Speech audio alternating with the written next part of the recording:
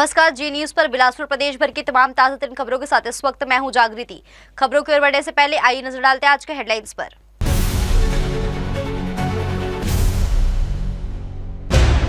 मुख्यमंत्री ने रेंगी किसान सम्मेलन में 10 करोड़ 324 किसानों के खातों में भेजे 263 करोड़ के विकास कार्यों की सौगात देकर भरोसा बढ़ाया।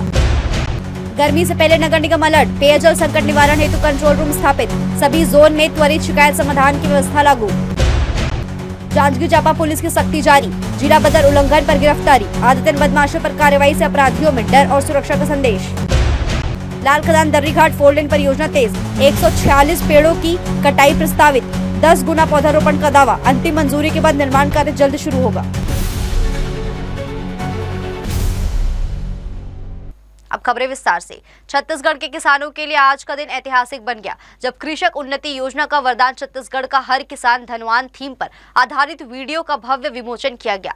मुख्यमंत्री विष्णुदेव साय ने बिल्हा विकासखंड के रंगी में आयोजित वृहद किसान सम्मेलन में रिमोट का बटन दबाकर किसानों के खातों में 10,324 करोड़ रुपए की राशि सीधे अंतरित की। मुख्यमंत्री ने बिलासपुर जिले को विकास की बड़ी सौगात देते हुए 263.17 करोड़ रुपए की लागत के 89 विकास कार्यों का लोकार्पण और शिलान्यास किया।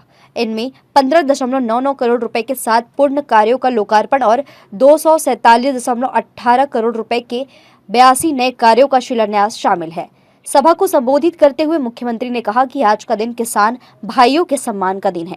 उन्होंने बताया कि प्रदेश में 25,28,000 से अधिक किसानों ने धान बेचा है और कृषक उन्नति योजना के तहत होली से पहले यह राशि किसानों के खातों में पहुंचाई गई, ताकि किसान परिवार त्योहार खुशहाली से मना सके। ये दिन हमारे किसान भाई बन के पसीना और मेहनत के सम्मान के दिन है। हमारे पूरे प्रदेश के जो किसान मन मेहनत करके धान कमाए और धान बेचे हैं, कुल 25,28,000 से अधिक किसान धान बेचे हैं। उमन के आज श्रम के पसीना के जो अंतर की राशि है, कृषक उन्नति योजना के माध्यम से आज 10,324 करोड़ रुपया जमा की खाता में भेजेगी से जो सहकारी बैंक की जो ब्याज रही थे, आप मतलब मालूम है 16%, 18% ब्याज, बोला भी हमारे 15 साल के सरकार में तत्कालीन मुख्यमंत्री डॉक्टर रमन सिंह बोला घटा के 7% करे, 7% से 3%, फिर अब केसीसी 0% में बना थे। 0% ब्याज में आज सरकारी बैंक के माध्यम से हमारे किसान मना खेती करने पर पूंजी मुहैया हो। मुख्यमंत्री ने कहा कि इस वर्ष किसानों को बारदाने की कोई समस्या नहीं हुई और भुगतान भी समय पर हुआ। 0% ब्याज पर किसान क्रेडिट कार्ड, धान की बेहतर कीमत, खाद पर सब्सिडी, सिंचाई सुविधाओं का विस्तार और भूमिहीन कृषि मजदूरों को आर्थिक सहायता, ये सभी सरकार की किसान हितैषी सोच का प्रमाण है। आपको मैं बताना चाहता हूँ कि सिंचाई के क्षेत्र में जो कांग्रेस की सरकार रही थे, वो 5 साल में मात्र 5,700 करोड़ रुपया स्वीकृति दी थे और हमारे अभी 2 साल में ओकर डबल 10,700 करोड़ रुपया की स्वीकृति दे गया। 10 डबल 2 साल में। इसमें आप मन ये अंदाजा लगा सकते हो कि हमारी सरकार किसान मन के खेत में पानी पहुंचे और खेती ठीक से हो, एक बार चिंता करत है। ये बात के आप अंदाजा लगा सकते हो। और हमारे केंद्रीय गृह मंत्री अमित शाह जी वो कोऑपरेटिव सहकारी तला बहुत बढ़ावा देते हैं और हम भी प्रदेश में सहकारी तला बढ़ा के किसान मन से उकर लाभ से जोड़े के काम हमारे करत है। और आज चूंकि समय भी काफी हो गई से हमारा लेट भी हुई साइड में कांग्रेस सरकार उठान में भी जो घोटाला हुए थे वो सब आपको मालूम है। उन्होंने बताया कि देश के प्रधानमंत्री नरेंद्र मोदी द्वारा किसानों को सम्मान निधि के रूप में 6,000 रुपए दिए जा रहे हैं। वहीं राज्य बजट में कृषि के लिए 13,000 करोड़ रुपए से अधिक का प्रावधान किया गया है। पशुपालन को बढ़ावा देने के लिए एनडीडीबी से समझौता किया गया है, जिससे छत्तीसगढ़ में दुग्ध क्रांति की नई शुरुआत होगी। जब से आदरणीय मुख्यमंत्री विष्णुदेव साय जी की सरकार बनले कि किसान मन के खाते में हर साल पैसा 2100 का हिसाब से धान खरीदी के पैसा देव और करके किसान दोनों सीजन में धान पैदा करते हैं और अधिक पैदा होते हैं कि जब तक छत्तीसगढ़ की जरूरत है वो तो पैदा होते हैं कर अलावे दूसरा प्रदेश का देश का बाकी हिस्सा में भी उमन के पेट भरे का काम भी हमारे किसान भाई और उधर चलते पूरे प्रदेश में अगर हमने में देखी तो आज जो है 25,265 करोड़ का भुगतान सिर्फ जो है 23-24 और 24-25 के ये दोनों बसर मिला करके देखा जाए इतना राशि हमारे किसान उनके खाते में गए। नक्सलवाद पर सख्त रुख दोहराते हुए कहा कि बस्तर क्षेत्र में शांति की दिशा में सरकार को बड़ी सफलता मिल रही है। साथ ही आवास योजना के तहत 18 लाख गरीब परिवारों को आवास स्वीकृत, ई ऑफिस के माध्यम से प्रशासन में पारदर्शिता और राज्य के राजस्व में 11,000 करोड़ रुपए की वृद्धि की जानकारी भी दी। ऐसे मेहनत किसान जो बरसात में भी लगातार पानी में भीगते हुए काम करते हैं, ठंड के मौसम में रजाई में दुबके रहते हैं, तब जा करके मिसाई करते हैं और गर्मी के मौसम में जब लोग एसी और कूलर में रहते हैं तो हमारा किसान जा करके अपने उन्हारी और चना और गेहूं को लेकर के जा करके उड़ाते रहते हैं। तो ना बरसात लगे, ना ठंड लगे, ना गर्मी लगे, ऐसे भगवान ने हमारे किसान को बनाया है और ऐसे किसान के लिए आज हमारे मुख्यमंत्री जी सौगात के लिए आए हैं। मैं कहना चाहता हूँ कि जब खुशहाली छलकेगी खेतों में खलिहानों में तभी भरेंगे रंग सुनाने हम सबके अरमानों में। जो धरती माँ के सीने पर मेहनत की गाथा लिखता है उस किसान का अभिनंदन होगा, न युग के वेद पुराणों में, न युग के वेद पुराणों में। कार्यक्रम के अंत में हितग्राहियों को प्रतीकात्मक चेक और सामग्री का वितरण किया गया, जिससे किसानों और आम नागरिकों में उत्साह और विश्वास का माहौल देखने को मिला। जी न्यूज के लिए कैमरामैन गोपाल मौर्य के साथ आलोक अग्रवाल की रिपोर्ट। शनिवार को विष्णुदेव साय एक दिवसीय प्रवास पर बिलासपुर पहुंचे। इस दौरान उन्होंने पत्रकारों से चर्चा करते हुए राज्य की आर्थिक स्थिति, भ्रष्टाचार पर कार्रवाई और धान खरीदी व्यवस्था को लेकर सरकार का पक्ष रखा। मुख्यमंत्री ने कहा कि पिछली सरकार आबकारी घोटाले में पूरी तरह संलिप्त थी, जिसके कारण राज्य के राजस्व को भारी नुकसान हुआ। वर्तमान सरकार ने सख्त कदम उठाते हुए न केवल आबकारी व्यवस्था को दुरुस्त किया है, बल्कि इससे होने वाली आय में भी उल्लेखनीय वृद्धि की है। मुख्यमंत्री साय ने बताया कि आबकारी के साथ साथ खनिज और जीएसटी से प्राप्त राजस्व में भी छत्तीसगढ़ को पहले की तुलना में अधिक लाभ हुआ है। उन्होंने कहा कि सरकार का लक्ष्य राज्य को भ्रष्टाचार मुक्त बनाना है और इसके लिए हर स्तर पर कठोर निर्णय लिए गए हैं। पूर्व मुख्यमंत्री भूपेश बघेल के तंज पर प्रतिक्रिया देते हुए मुख्यमंत्री ने कहा कि आज छत्तीसगढ़ में धान खरीदी पूरी तरह व्यवस्थित है, किसानों को समय पर भुगतान मिल रहा है और व्यवस्था पारदर्शी बनी है। आज छत्तीसगढ़ प्रदेश के अन्नदाताओं को 25,28,000 से ज़्यादा किसानों को जिन्होंने इस साल धान बेचा, उनको बहुत बहुत बधाई, बहुत बहुत शुभकामनाएं देते हैं। और आज यहाँ पर श्री धर्मलाल कौशिक जी के विधानसभा क्षेत्र में रहंगी के मोह भाठा में मुख्य कार्यक्रम का आयोजन है और पूरे प्रदेश में 145 जगह और कार्यक्रम आयोजित है, जहाँ पर हमारे प्रदेश के माननीय मंत्रीगण, सांसदगण, विधायकगण, हमारे जिला पंचायत के अध्यक्षगण और निर्वाचित जनप्रतिनिधिगण वहाँ पर उपस्थित हैं और अन्नदाता किसान उपस्थित हैं।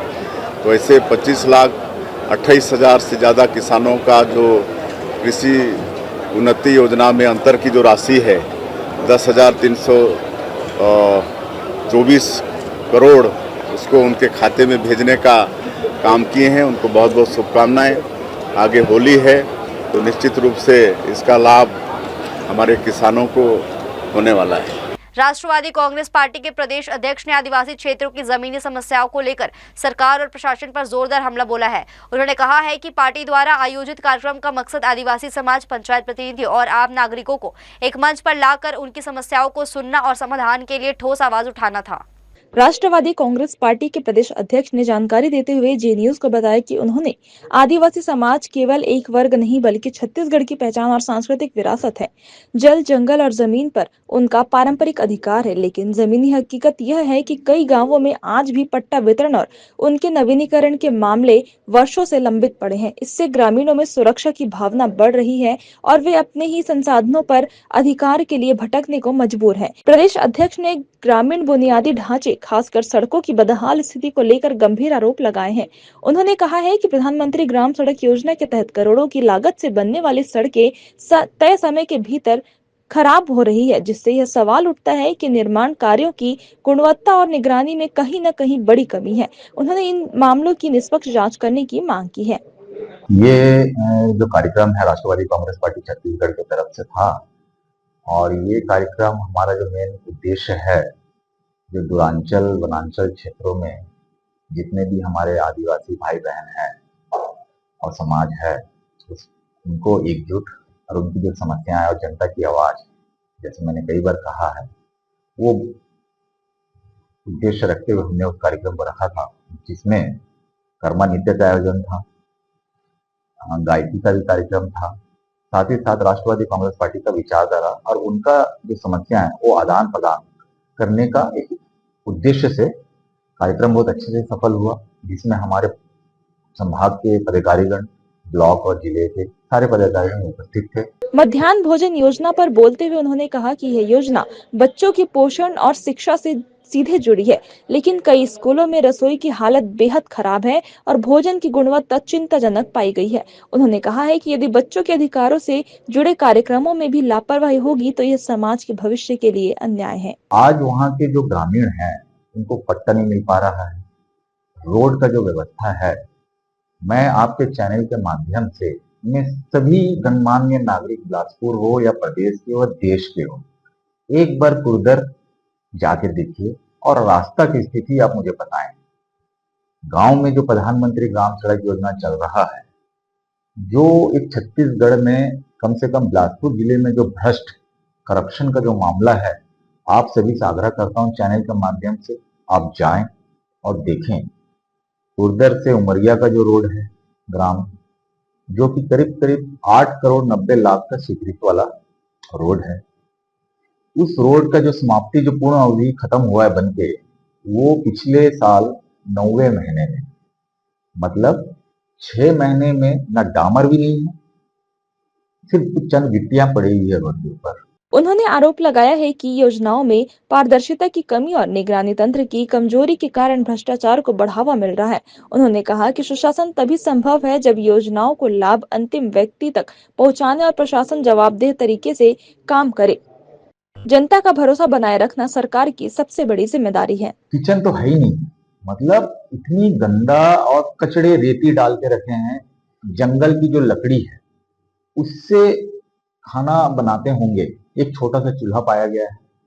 आप तो खुद वीडियो में आप देखे ही हैं और आप जाएंगे तो भी दिख जाएगा आपको। कुल मिला के जहाँ 100 करोड़ की खरीदी होता है इस जिले में, खर्चे होते हैं आपके मध्याह्न भोजन में, और खाने का इतना जो स्तर है, इतना निम्न स्तर का है, तो करप्शन और अनियमितताएं वहां भी देखा जा सकता है। तो मेरा आप सभी से आग्रह है, जो प्रशासन अपने चरम पे है अभी आज के तारीख में, सुशासन तो जरूर है पर प्रशासन चरम पे है, मतलब उनको कोई डर भय नहीं है किसी चीज का। और राष्ट्रवादी कांग्रेस छत्तीसगढ़ इन्हीं सारे विभिन्न जो वास्तविक स्थिति है, अभी हमारा लक्ष्य है जो उनका आवाज बनके हम शासन तक और देश तक पहुंचाएं और उसको निराकरण करें।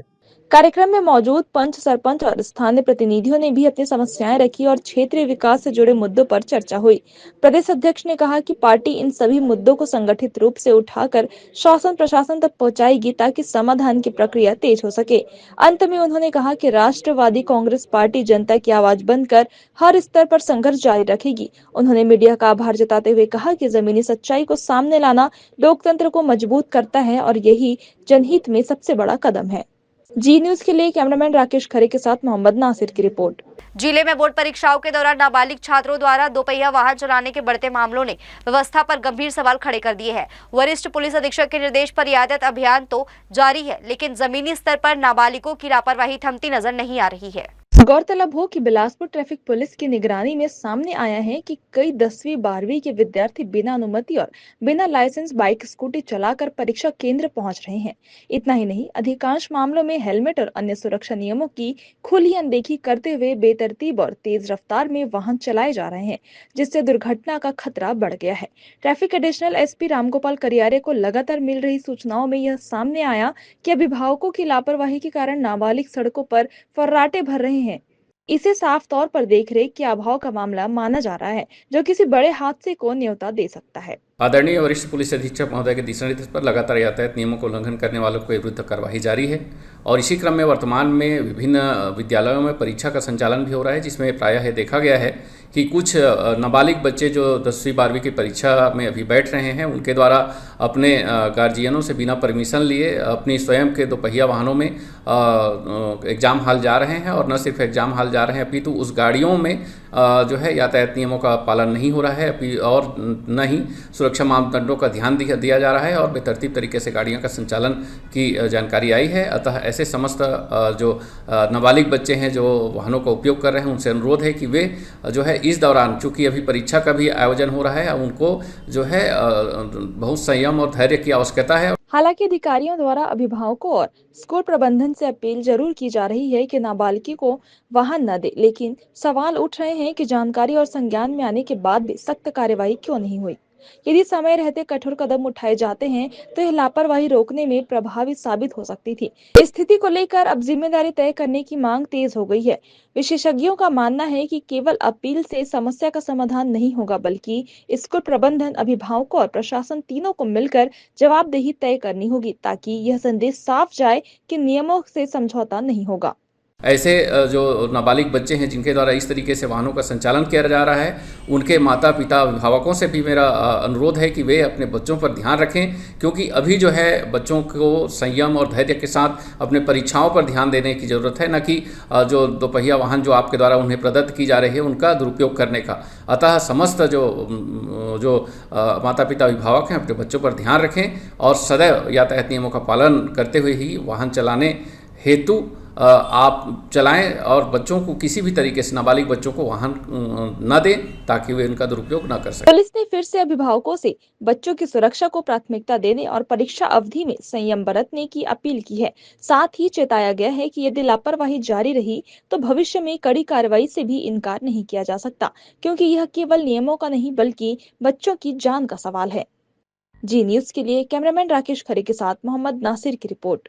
राजधानी बिलासपुर के नगर निगम ने संभवतः गर्मी में पहली बार बारिश की तर्ज पर पेयजल संकट के त्वरित निराकरण के लिए बाकायदा कंट्रोल रूम स्थापित करने को लेकर पब्लिक टेंशन में आ गई है कि कहीं संकट का कंटक तो खड़ा नहीं हो जाएगा।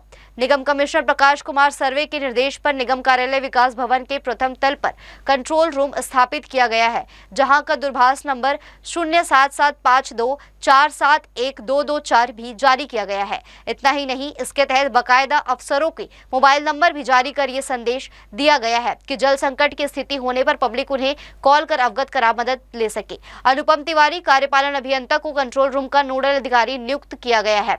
विकास भवन के कंट्रोल रूम में शिकायतों को दर्ज करने एवं निराकरण करने हेतु कर्मचारियों की भी ड्यूटी लगाई गई है, जिससे रियाज हुसैन सहायक ग्रेड अधिकारी, प्रेम नारायण जायसवाल स्वच्छता पर्यवेक्षक, जबकि जोन क्रमांक 1 से 8 में भी जोन स्तर पर कंट्रोल रूम की स्थापना करने निर्देश दिया गया और मुख्यालय समेत सभी 8 जोन के जिम्मेदार अफसरों और स्टाफ की रोटेशन में तैनाती की गई है। देखिए, जल जिस तरीके से पानी का लेवल नीचे जा रहा है, पानी की समस्या निर्मित हो रही है, उसको देखते हुए केंद्र सरकार ने 20 जगह चिन्हांकित किया है शहर में, जहां पर जल भराव होता है। तो इंजेक्शन जैसा एक बोरिंग करके जो है पानी का लेवल को मतलब नीचे जाके जो है उस लेवल बढ़ाने के लिए जो है ये एक बहुत अच्छा प्रोजेक्ट है जो है ये, और नया प्रयोग है शहर के लिए। और दूसरा जो है जितना भी नगर निगम में खरीदी होता है, चाहे स्टेशनरी हो, जो भी सामान है, उसका भी जो है जन पोर्टल के माध्यम से अब खरीदी होने का है और इसके लिए जो हमारे जोन कमिश्नर हैं और उस जोन का इंजीनियर है उसका एक आईडी नंबर और रजिस्ट्रेशन होगा, उसी के माध्यम से जो है जन पोर्टल से जो है खरीदी होगा। ये भी बहुत अच्छा निर्णय है। तखतपुर तहसील अंतर्गत ग्राम पंचायत मोड़े निवासी हीरामणि अनंत ने तहसील कार्यालय में शिकायत दर्ज कराते हुए आरोप लगाया है कि उसकी मां के नाम दर्ज जमीन को बिना जानकारी और सहमति के रजिस्ट्री कर दिया गया। शिकायतकर्ता के अनुसार उसकी मां की मानसिक स्थिति ठीक नहीं है, जिसका फायदा उठाकर गांव के ही एक व्यक्ति व्यास नारायण साहू ने उन्हें बैला फुसलाकर अपने नाम से लगभग 1 एकड़ जमीन की रजिस्ट्री करवा ली। हीरामणि अनंत का कहना है कि इस पूरे मामले की जानकारी उन्हें बाद में लगी, जब जमीन से जुड़े दस्तावेजों की जांच की गई। उन्होंने आरोप लगाया कि रजिस्ट्री की प्रक्रिया में नियमों का उल्लंघन किया गया और मानसिक रूप से अस्वस्थ महिला की सहमति को गलत तरीके से दर्शाया गया। मोर माता श्री हवर एक दिमागी हालत ठीक नहीं रहा है। मैं रोज 7 बजे अपन गांव मोड़े से मैं बिलासपुर जाता हूँ काम करेला, वहाँ से वही 7 बजे रात का नाथ था। ए बीच में मोर गाँव के राजेंद्र साहू ओखर भाई व्यास नारायण साहू इमन का करके मोर माला बहला फुसला लेके साइन करवा ले हैं मोर खेती खार के नाम लेके। और मोर पता चली से तो मैं गे रही रजिस्ट्री ऑफिस के मोर को हार है कि मोर जमीन ला देवा और रजिस्ट्री ला रद्द करे जाए। हाँ वही सरकार से मोर गुजारिश है भाई। तहसीलदार है बोली सवाई के हो गए है इसे उसे कुछ नहीं कह के कुछ जवाब नहीं देवा था भाई। हाँ मोर सुनवाई तहसीलदार ने ये है मतलब रजिस्ट्री ऑफिस के सर है नहीं कराते।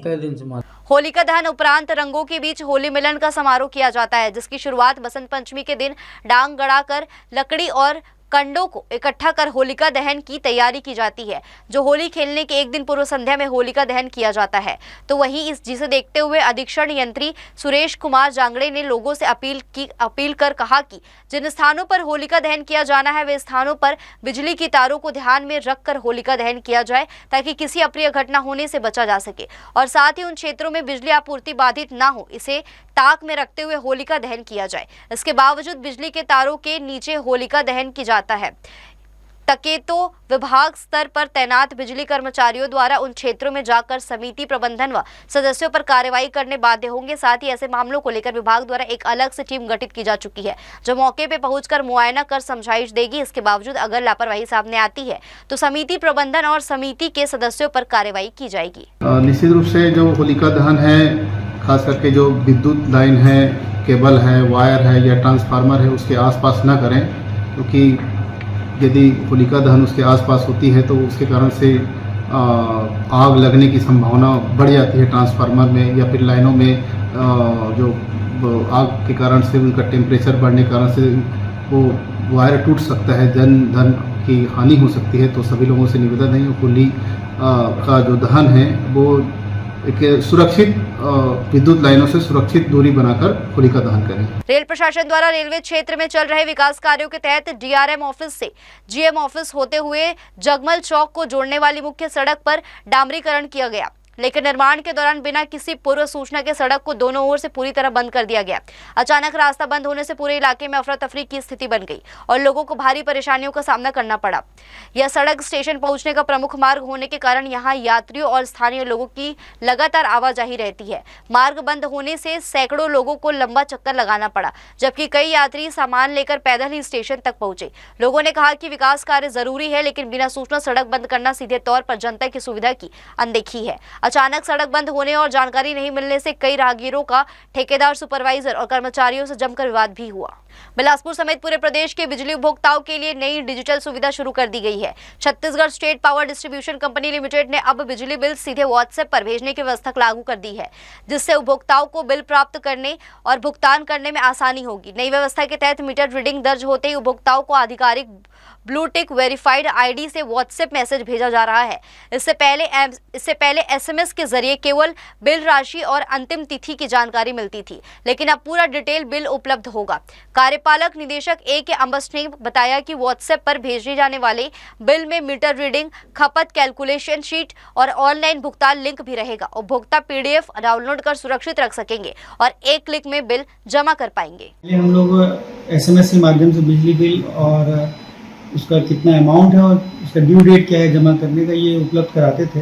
व्हाट्सएप के माध्यम से अभी हम पूरा बिल उपलब्ध कराएंगे, जैसे मीटर रीडिंग, उसका कंजम्पशन, उसका कैलकुलेशन शीट, सभी चीज़ें उसमें उपलब्ध रहेगी। तो उपभोक्ता के लिए वो ज़्यादा फायदेमंद होगा कि वो अपना पूरे बिल को इकट्ठा देख सकते हैं। बुलेटिन में खबरें अभी और भी है, वक्त तो चले एक छोटे से ब्रेक का, हम लौटेंगे जल्दी छोटे से ब्रेक के बाद।